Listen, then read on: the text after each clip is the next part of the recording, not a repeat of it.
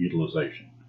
Only 3% of the spaces are empty every day. Oh. But this lot is operating at 72% every day. So there's more spaces over here. So we try to keep that balance in that mix. So we look at those kind of things whenever we're trying to shift things around. Say, do we need some more green over here? Do we need to make this maybe a little bit of orange over here? So we make those determinations on a regular basis. But we're also looking at again, one of our driving forces is to reduce the number of single occupancy cars. If you stand out at sorry, can I sure. close? If you were to stand out at 13th Street and University, or not 13th, Gail Lemoran and University Avenue in the morning and watch every car as it turns off of University Avenue and comes onto, or any street, Museum Road, 34th Street, what you're going to see is almost every car that comes on campus has one person in it. Single occupancy car. Yeah, so I saw the Zim Ride program on the website. Zim Ride, yeah. It's to encourage carpooling. Not a lot of people carpool. It's a very, very low number of people that carpool. But one of our driving forces is to try to reduce that number. We want to encourage people to carpool. We want to encourage people to ride the bus. We want to encourage people to walk if you're close by. You may have noticed that we're a pretty fat society over here, right? Yeah. Americans are. We eat well. We just don't eat the right things. We could use some exercise, but we don't. You know, we have a lot of my scooter riders that have decals. Guess how close they live to campus? 1 to 2 miles. The majority of them 1 to 2 miles away, which is, you can walk a mile in 20 minutes. Yeah. But they don't. They get on that scooter. So no wonder we're fat. We don't get an exercise that we need. But we want to reduce that. One way, or if a car is coming with just one person in it, can we make it so that it's not an internal combustion engine? So we've installed 26 different charging stations on campus for electric vehicles. So there are places all over campus now where if you own an electric vehicle, you can come in free of charge, come in every day, plug in your vehicle, and get it charged up. So that's another transportation demand sustainability effort that we're in, and the president is the one that's driving it because they have issued I won't say a commandment, but a rule that by 2025, over 10% of our fleet on campus will be electric vehicles. So they are encouraging departments to trade in their internal combustion engines and get electric vehicles. So that's why we're putting these charging stations all over. But they're open for students and staff as well. They're private vehicles. Can we find the information on some website? On the electric vehicles? Yeah. I don't think we have any. This is fairly new. We're still opening them up. Sustainability the Office of Sustainability may have more information on them. Okay. So the sustainability office here in campus. Office of Sustainability, yes. It's in Tiger Hall. Okay.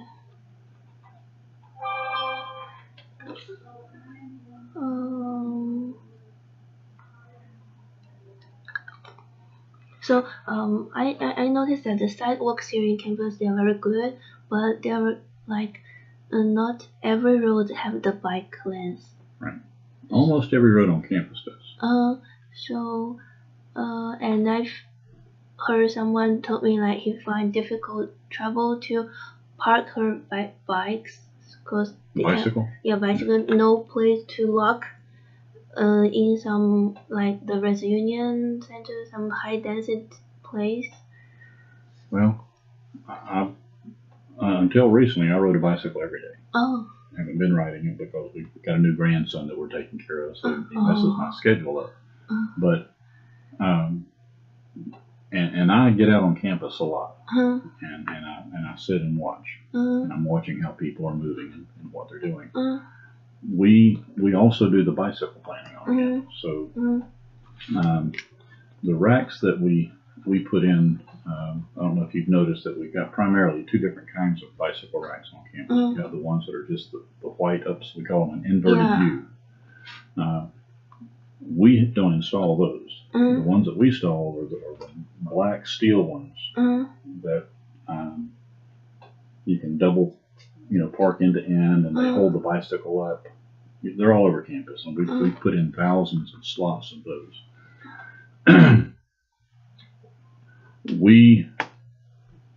Anytime that we see somewhere where there are overcrowded bicycle racks, too many bicycles in it, we try to come in and clear the old bicycles out that nobody's using, because a lot of them are stored bikes. A lot of them are bicycles. If you look at the chain's rusty, the tires are flat. They've been there for weeks, months. Some have been there for years. So we will incrementally try to get those out so it frees up more. Or if we've got a place that is particularly heavily used, like around the Rights Union, we'll put in more racks in particular locations. But my point is, what I have found with at least American bicyclists, we don't want to walk. I want my bicycle parked right there, right outside my door. I don't want. So we've got empty racks right across the lawn from Rights Union, but they won't go park over there. Instead, they'll park to a tree or to a rail or to the end of a rack where they're not supposed to be, because I'm not going to walk all the way across the lawn. Yeah. Well, it's only 1,000 feet, but we're not going to do it. Our nature, our human nature, I've got to park close. And that's what the scooter problem is too. Yeah. Scooters, I've got to be right next to my building. If I were in a car, I don't have that luxury, but I do have that luxury with a scooter, so I'm going to take advantage of it. So the bicyclist, yes, we've got places where it's the parking is not ideal. We're trying, and this year we should get our first covered bicycle, lockable bicycle facility. Hopefully around where the new engineering building is being built. We'd like to do more of that.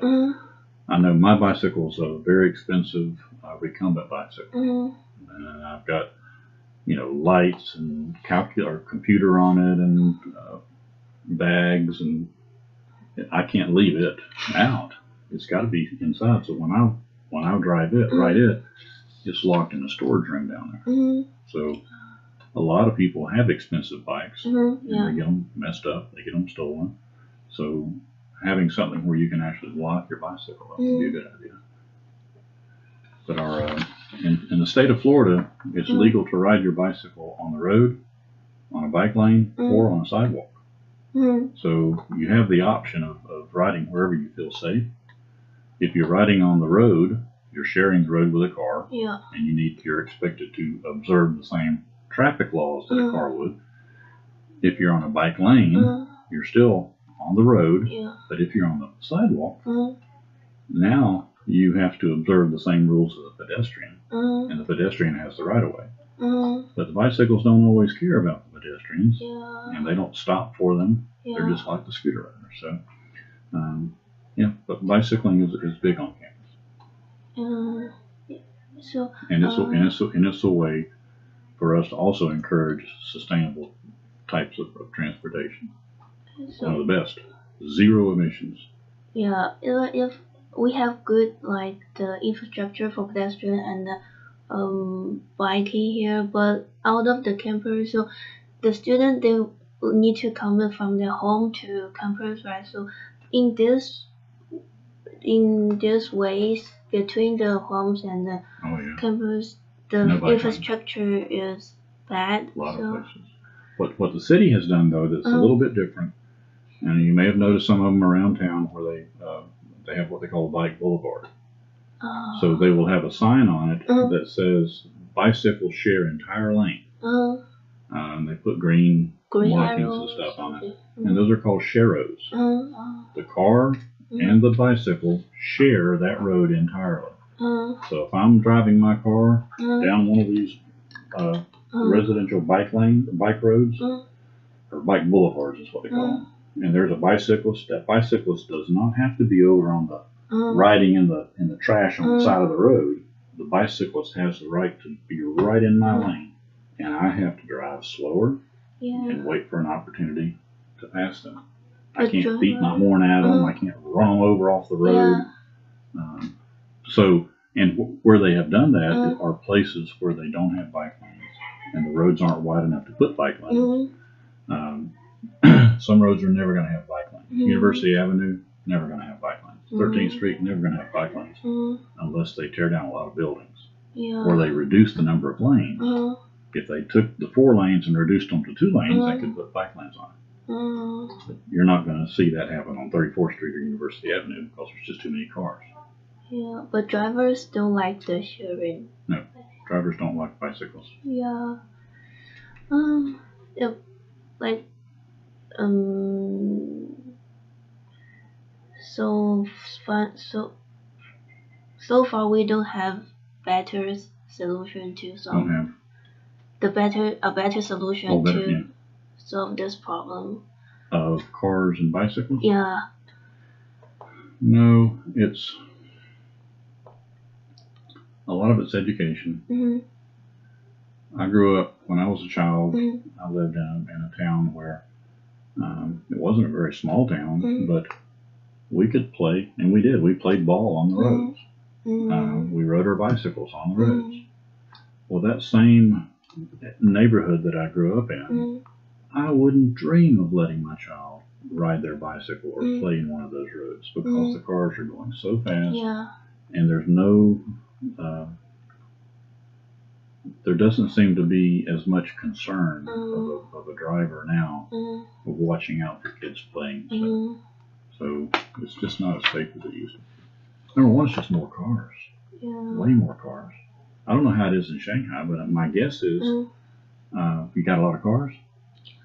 Actually, I think there's a culture thing. Like Americans, they don't regard bicycle like a transportation tools, but they like more like exercises. Yeah, recreation. Yeah, but in Shanghai, the culture thing is a lot of people back to like several decades. A lot of people they commute with bicycles, so we have like very wide bicycle lanes on the road, and with a median between cars and bicycles, and only the scooters they can not ride on the roads the car use.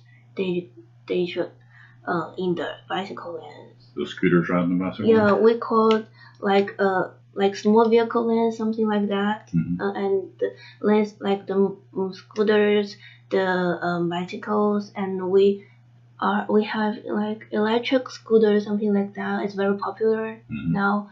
So, and the natural gas scooter, we don't have the scooter with gasoline now. It's an illegal one. So the motorcycle is another thing. Motorcycle can ride on the like a car. Yeah, yes, but scooters and electric bicycle and the bikes they can only ride on the small vehicles lanes. So a lot of people use these small vehicles like to commute every day, because Shanghai is very high density city, so the parking is a very serious problem there. Yeah. So, but children don't play on the roads. No. No, that's what I'm saying. See, we used to be able to do that in America. Yeah. We used to be able to play on the roads all day long, and every once in a while a car would come by and you'd get out of the road, and the car would go by, and then you get back in the road and you play again. But not anymore. It's car to car to car to car. Not as bad as Shanghai.